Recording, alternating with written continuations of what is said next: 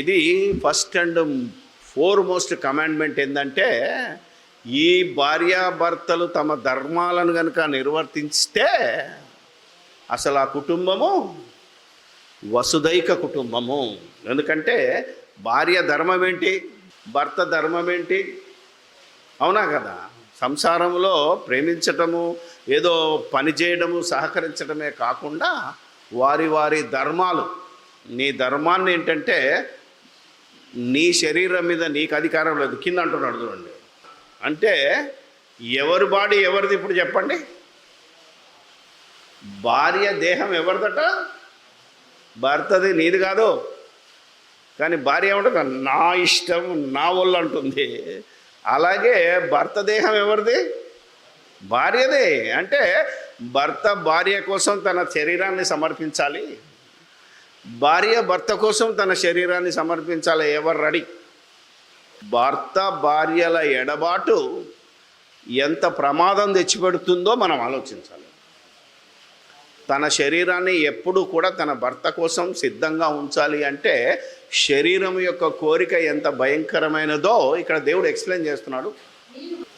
ఇద్దరు కనుక ఒకరు సిద్ధంగా లేకపోతే ఎప్పుడొస్తాడు సైతాన్? సరిగ్గా ఇదే టైంలోకి వస్తాడు. భార్య తన శరీరాన్ని ఎప్పుడు భర్త కోసం సిద్ధంగా ఉంచకపోతే ఈ భర్త ఏం చేస్తాడు? ఏమ్మా భాషలో చెప్తాను, వీడికి ఆకలి అయినప్పుడు నువ్వు టిఫిన్ పెట్టలేదనుకో, భోజనం పెట్టలేదనుకో, ఎక్కడికి వెళ్తాడు? హోటల్కి వెళ్తాడు. అది తిరిగి హోటల్కి వెళ్ళి భోంచేస్తావా, నా దగ్గర తినావా అంటే అసలు నువ్వు పెడితే కదా.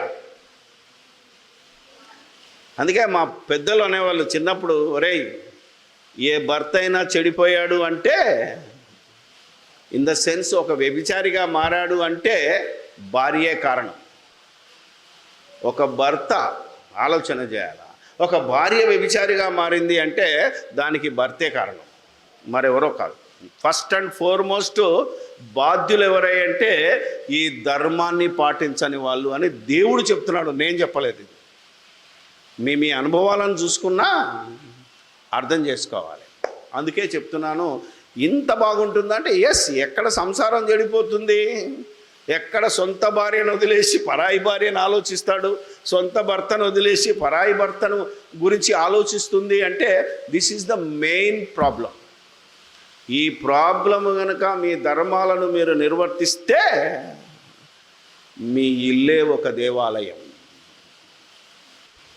ఈ కారణం వల్ల భార్యలు తప్పిపోవచ్చు, భర్తలు తప్పిపోవచ్చు, దాన్ని భరించలేక తాగుబోతులు కావచ్చు, whatever it may be, తిరుగుబోతులు కావచ్చు. ఇది ఈరోజు జరుగుతున్న జీవితం. ఈ పరిస్థితిని చూసి పిల్లలు చెడిపోయి కొన్ని కుటుంబాలలో అమ్మో పెళ్ళంటే ఇంత భయంకరమా, అయితే పెళ్ళి చేసుకోకుండా ఉండడమే ఉత్తమము అనే స్థితికి ఈరోజు ఈ యూత్లో 90% వచ్చేసారని వార్తలు చెప్తున్నాయి. అందుకే చెప్తున్నాడు, మీ ధర్మములను నిర్వర్తించాలి. ఈ ధర్మాన్ని నువ్వు కోల్పోతే, నీ శరీరాన్ని నీ భర్తకి ఇవ్వకపోతే, నీ శరీరాన్ని నీ భార్యకి ఇవ్వకపోతే, వారు అడిగినప్పుడు అవసరం వచ్చినప్పుడు చాలా ప్రమాదం ముంచుకొస్తుంది అని చెబుతూ, నువ్వు పెళ్లి చేసుకోకుండా ఉంటావా? Okay, no problem. కానీ మనస్సు నిలుపుకోకపోతే ఏదో నేను సమర్పించుకున్నాను, నేను దేవునికి సమర్పించుకున్నాను అని కామతప్తులై మానసిక వ్యభిచారం చేయడం కంటే పెళ్లి చేసుకొని భర్తతో కాపురం చేయి.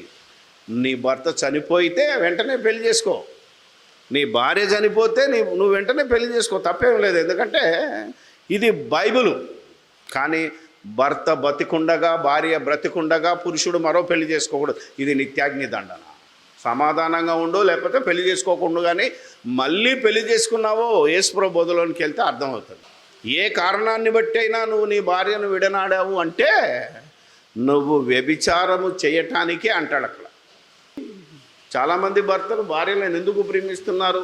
చేతగా కాదు, పని లేక కాదు, ఏమ్మా వదిలేసి మరో పెళ్ళి చేసుకోలేక కాదు, నా కుటుంబం బాగుండాలి, నా పిల్లలు బాగుండాలి, నా జీవితం బాగుండాలనే ఉద్దేశంతోనే భార్యకు బద్ధుడై భర్తకు బద్ధులై నివసిస్తున్నారు, సంసారం చేస్తున్నారు. ఈ నిబంధనే లేకపోతే అసలు జీవితం ఎలా ఉండదో కంపు అయిపోయేది. ఈ మాత్రం భయం ఉండేపట్టుకే ఈ రంగుని అయినా దీన్ని కాదని చేస్తున్న వాళ్ళు చాలామంది ఉన్నారు. క్రైస్తవులు ఉన్నారు, పాస్టర్లు ఉన్నారు. అవునా కదా? ఈ మధ్యలో పాస్టర్లు అనేవాడు కూడా నా భార్య వ్యభిచారం చేసింది కాబట్టి నేను వదిలేసి ఇంకొక ఆమెను చేసుకున్నాను అని చెప్పేవాడు పక్కా వ్యభిచారి. భార్య బ్రతికుండగా మరొక భార్యను చేసుకున్నాడు అంటే వాడు వ్యభిచారం నిమిత్తం, అంటే వ్యభిచారం చేయడానికే చేసుకున్నాడు తప్ప ఆమె వ్యభిచారాన్ని విడిచిపెట్టకూడదు. లేదా నీ భర్త వ్యభిచారాన్ని నీ భార్య విడిచిపెట్టకూడదు. ఇక్కడ పెళ్లి సంబంధం, పెళ్లి ప్రసంగం చేయాలంటే ఈ రూల్స్ అండ్ రెగ్యులేషన్స్ చెప్పరు. చెబుదామంటే వాడికి ఒక బాధ. చర్చిలో చెప్పనియరు, పెళ్ళిలో చెప్పనియరు, ఈ వాడి బతుకు బజారు పాలే. మోషే మరి ఎందుకు పరిత్యాగ పత్రిక ఇచ్చేసేమన్నాడు? ద్వితీయోపదేశ కాండము 24వ అధ్యాయంలో మనం చదివితే మీకు మీ భార్య ఒకవేళ ఏదైనా వ్యభిచారం చేసిన సూచన కనబడితే పరిత్యాగ పత్రిక ఇచ్చేయమన్నాడు. మరి మోషే ఎందుకు ఇచ్చాడయ్యా అంటే యేసుప్రభు ఏమంటున్నాడు? మీ హృదయ కాఠిన్యం ఉంటే మీరు చెబితే వినలేరురా, వినని దుర్మార్గులు కనుక అప్పటికింకా మీరు వాక్యముకు తలొగ్గలేదు కనుక నీకు ఇష్టం లేకపోతే ఇచ్చేయరా అన్నాడే తప్ప దేవుని ఇష్టం కాదు. కానీ యేసుప్రభు వచ్చిన తర్వాత దాన్ని మార్చి ఏమంటున్నంటే నీకు ఇష్టం ఉన్నా లేకపోయినా, నీ భార్య ఎట్టిదైనా నీ భర్త ఎట్టివాడైనా నువ్వు సచ్చినట్టు. ఎఫ్సి పత్రిక ఉండదు, అది కలంకమైనను ముడత అయినను అది ఎట్టిదైనను అన్నాడంటే ఇప్పుడు సంఘాన్ని యేసుక్రీస్తు మరి విడిచిపెట్టాలి. లెక్క ప్రకారంగా మనం అంతా వ్యభిచారులం, పాపులం, దౌర్భాగ్యులం. నమ్మిన తర్వాత కూడా ఏ ఒక్కడు పవిత్రంగా లేడు, ఏ ఒక్కరు పవిత్రంగా. మరి మనల్ని వదిలేయాలి, కానీ still Jesus Christ is loving అస్.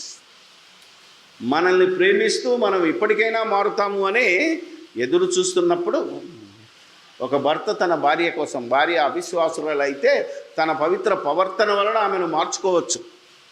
అలాగే ఒక భార్య అవిధేయుడైతే భార్య తన పవిత్ర ప్రవర్తన వలన, ప్రవర్తన మాటలు చెప్పొద్దు, మాటికి పొడిచొద్దు, కానీ మౌనంగా నీ క్రియల చేత నీ భర్తను రాబట్టుకోవచ్చు. ఇలాంటి వారు ఎక్కడున్నారు? ఇప్పటికీ హృదయ కాఠిన్యమే పనిచేస్తూ పరిత్యాగ పత్రిక అంటే విడాకులు ఇచ్చేస్తున్నారు. ఇది దేవుడు అంగీకరించడు అని చెప్తున్నాడు. దేవునికి ఇష్టమైంది కాదు. సృష్టి ఆది నుండి కూడా దేవుడు ఈ మాటను ఒప్పుకోలేదు. మరి ఇప్పుడెందుకు అంటే యేసుక్రీస్తుకు మీరు లోబడటం లేదని అర్థం. క్రైస్తవులని చెప్పుకుంటున్నాము, దేవుణ్ణి ఎరుగుదుమని చెప్పుకుంటున్నామే తప్ప ప్రతి సత్కార్యం విషయము భ్రష్టులమై ఆయనను ఎరగమనుంటామని తీతు పత్రికలో మన కోసం హెచ్చరిక రాయబడింది. విడనాడబడిందాన్ని నువ్వు నీ భార్యకు విడాకులు ఇచ్చావనుకో, నీకెవరు దొరుకుతుంది? మళ్ళీ ఎవడో ఇడిచిపెట్టిందే దొరుకుతుంది. అర్థమైందా లేదా? ఇది దేవుడు చెప్తున్న మాట. మళ్ళీ ఎవడో విడిచిపెట్టిందే దొరుకుతుంది. కాబట్టి ఆమెతో నువ్వు పెళ్లి చేసుకుంటే అది వ్యభిచారమే. నీ భర్తను వదిలేసి నువ్వు ఇంకోని చేసుకుంటే ఆడు కూడా అలాంటోడే.